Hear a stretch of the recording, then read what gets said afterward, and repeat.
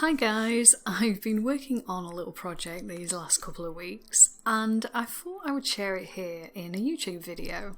I do really enjoy making these videos, but with time constraints just from, normal life, it can be really hard to follow a project through from start to finish, and that's often the reason that I'll just end up uploading a final piece of work when it's all finished. But for today's video, I wanted to show more of the process and thoughts that go on behind some of the projects that I do. And who knows, maybe some of it will be helpful in some way or motivating to see just how many times it goes wrong before a project's finished.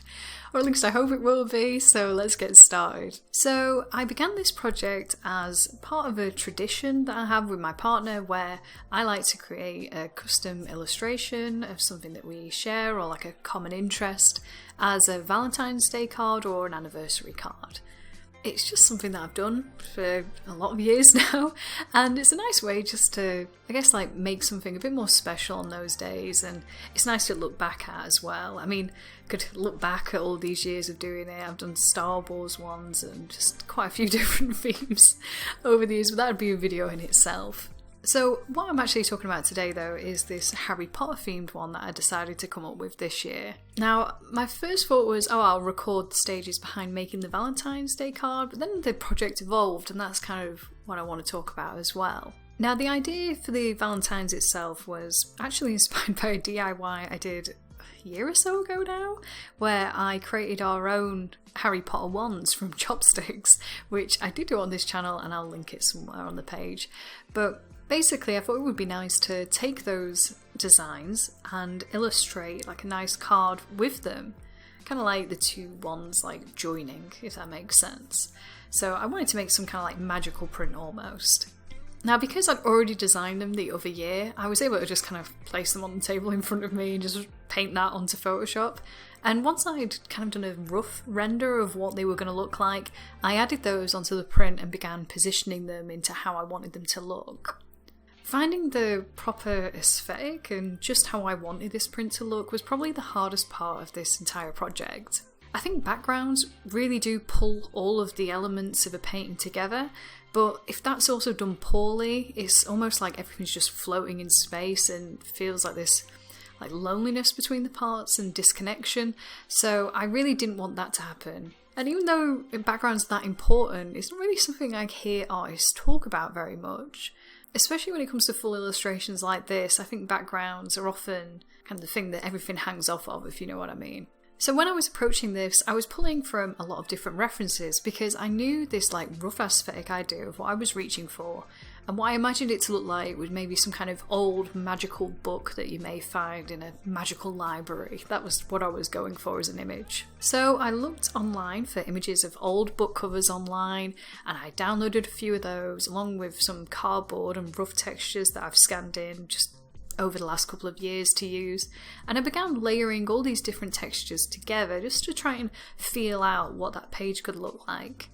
For me, finding a good texture and an overlay and something that I guess gives everything a bit of grit and a bit of texture, I keep saying that same word, but I think that's half the journey when it comes to design like this.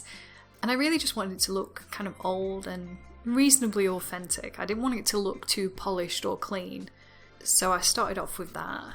I also wanted to include kind of a little nod to the magical side of things, and this is where you can use references a bit, but it's kind of more up to your imagination too. So I found these images of runes and I began playing with those at first. I would just draw them out and start layering them up, just trying to create some kind of abstract pattern from them. At first I wasn't really sure if I would just use this as some overlay or border, but I just wanted to kind of create the elements themselves first and just play with them once they were done. I think at that stage you don't need to think too heavily about it, you're just kind of playing with an idea. And once I'd drawn a fair few runes, you start to get this feel of how this is drawn and how this pattern style looks and works, and from that you can start using that language almost to try and speak it yourself and start making your own pattern from it. So I added these mixtures of curls in between the runes and my own little rune shapes, because I thought that would give it just a more magical spell-like feel. Rather than just having the sharp lines of the runes alone, I think this mixture of different shapes kind of makes it feel almost like an explosion of magic, and I wanted that to happen in the centre of the image where these two wands crossed, as if I don't know, like there's a chemical reaction between the two. So once the rough composition was there, I started adding some extra elements, and I wasn't sure if I wanted the one's details included, like text in general is kind of a questionable thing that I'm always unsure of adding, because you want the typography to fit and match well with your design, but that can always be a bit difficult to do. So I tried this Old English-like text for my card. I soon realised that I would need to use a darker background behind it, especially in areas where the text was, just so it'd be legible. And that often just happens while you're painting and making an illustration like this. And when problems like that come up, it's either change your text or manage the design. So in this case, I decided to make the paper look a bit more worn out on the edges. And so when I did make that worn out area behind the text, it didn't look as odd. I think that weathering adds more authenticity and is more true to the design I was going for than changing to a plainer but easier to read text. This is why I don't often talk about my designs, because there's lots of these little decisions like that you're constantly doing and making, and then you sit down with a microphone like this and you try and explain it and you end up using words like authenticity and you just sound like such an idiot.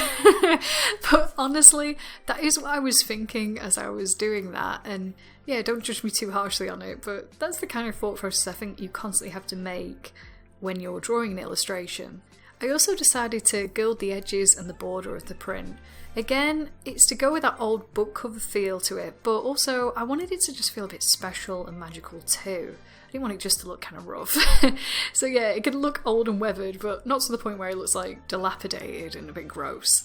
And I think adding that gold texture and that bright highlight to it just makes it look alive. I didn't think the edges were ornate enough, if that's possible, so I did come up with this idea of adding like almost like fleur-de-lis patterns around the tips of the wands, as if they were casting magic.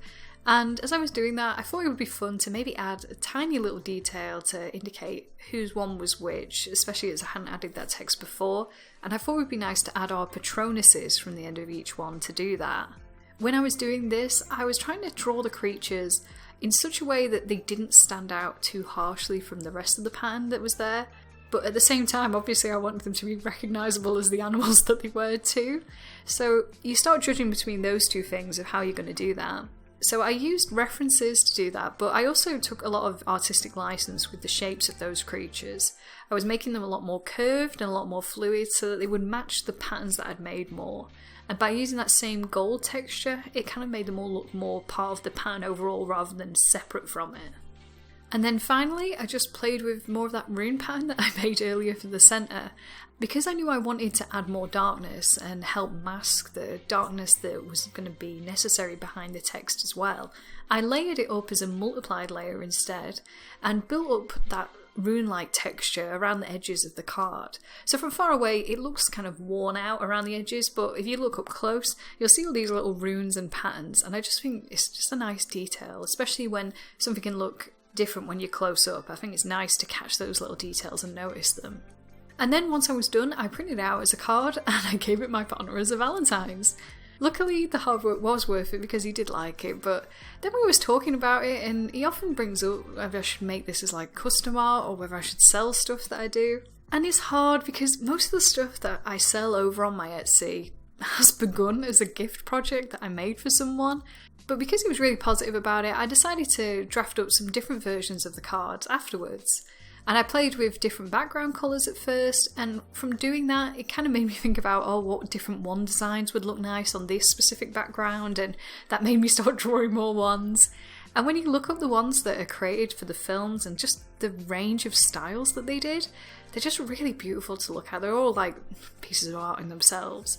So I just had a lot of fun playing with these different styles, thinking up different ones and who would be the type of character who would own a wand like that. And then from all of that experimentation, I just kept coming up with more ideas. I thought, this would be nice as like a print on a wall, or maybe even like a wedding invite. I think that would be quite nice. I guess because wands just feel very personal. They kind of show your personal taste in a very like pretty and interesting way. So I thought it would look nice together, especially as pairs. So like as your closest friend, or like your mum or your dad or your partner. Like I think it's a nice little design or idea to have on your wall. It's definitely something I'm thinking about for my sister and my mum, having like a mixture of that too. Yeah, I don't know. I think good ideas and good projects like this, they continue to evolve and you can keep working on them and keep finding new things in them. So yeah, this is where I'm up to at the moment. I'm basically going to make this a custom listing over on Etsy. And then if you're interested, we can work together and create a custom one design for you and your friend or whoever you want it to be and create a print like this.